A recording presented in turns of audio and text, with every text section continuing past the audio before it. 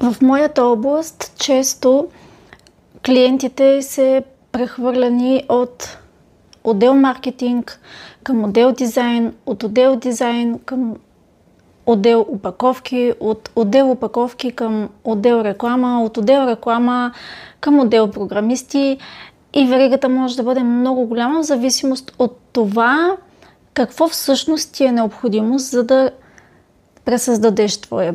Много често тези процеси приключват само до направата на първоначален уебсайт и всичко стига до там. Това обаче се казва временно задоволяване в клиентите. Защото в днешния динамичен свят всички сме свикнали да получаваме повече стойност от финансите, които всъщност даваме.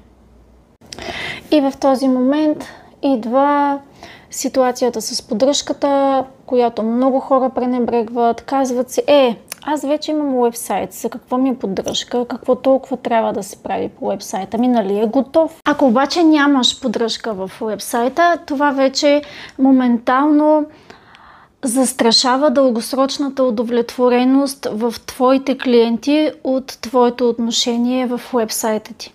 А това вече застрашава твоя бизнес. Последвай ме за още по темата.